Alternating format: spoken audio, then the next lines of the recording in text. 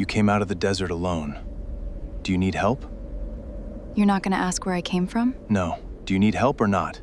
She had come out of the desert at dusk, which was when the desert gave things up, either offering them or discarding them, and you rarely knew which until later. I was closing the water shutters on the east side of the homestead when I saw her.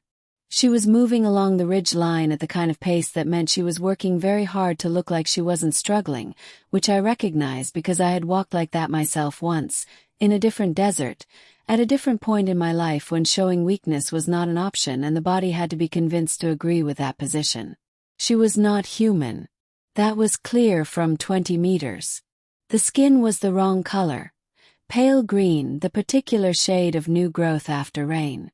The hair was platinum white, braided in parts, loose in others, catching the last of the desert light.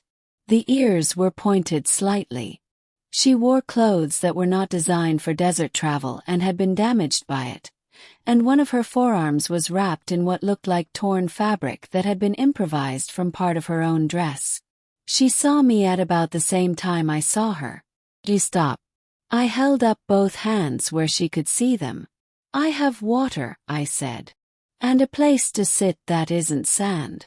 Nothing else I'm offering comes with conditions. She looked at me for a long moment with the evaluating attention of someone who had recently had reason to be very careful about trust. How far to the next settlement, she said. Her standard was precise and slightly formal, the way it sounds when someone learned it from recordings.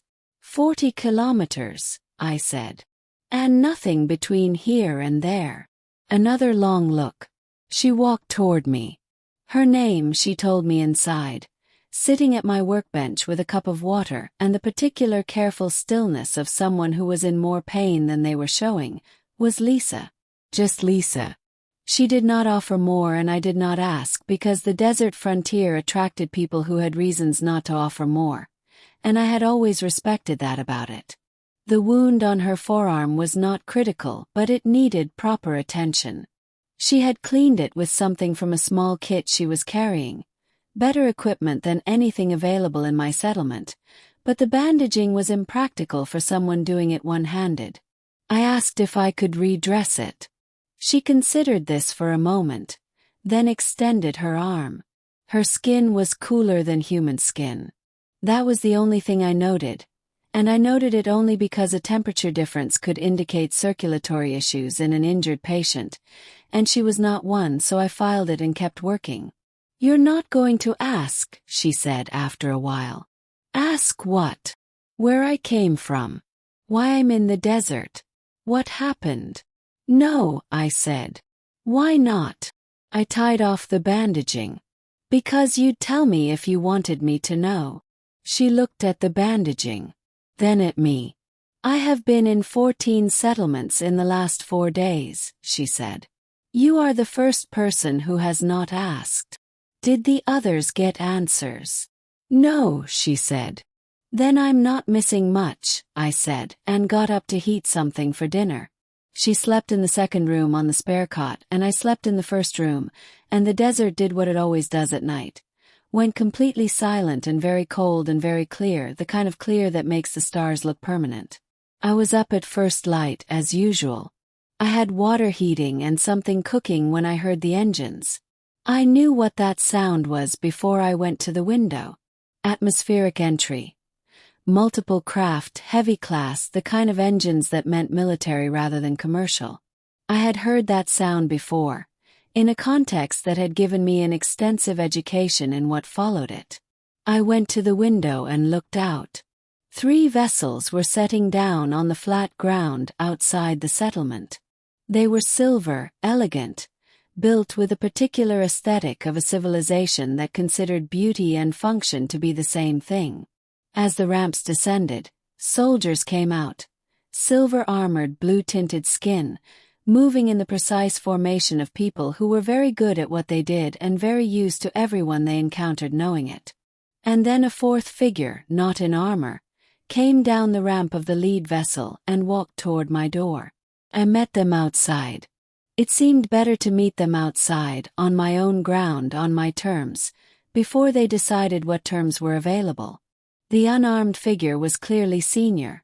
Older, gray-blue skin, formal civilian dress, the kind of bearing that comes from decades of managing significant things.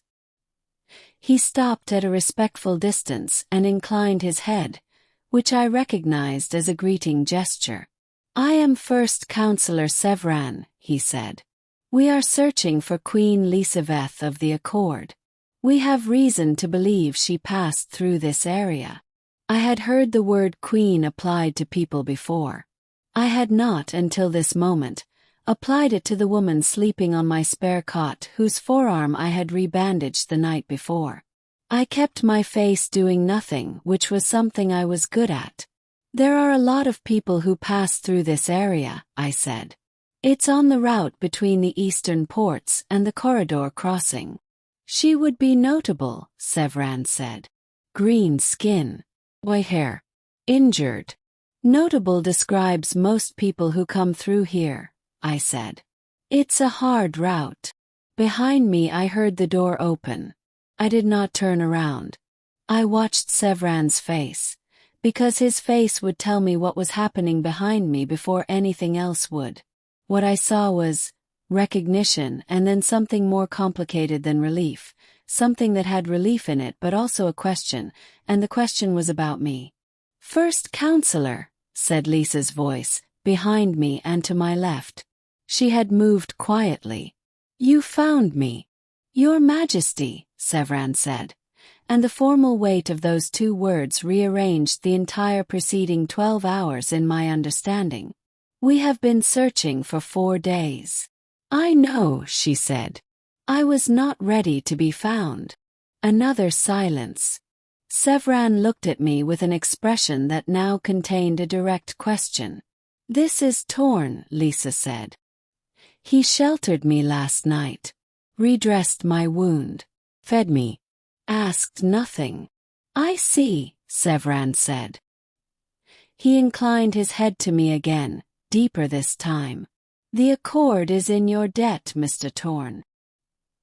"He is not a Mr.," Lisa said, and I could hear something in her voice that was new from last night, the particular resonance of someone speaking from their actual authority rather than suppressing it. "He is a man who kept his word about conditions."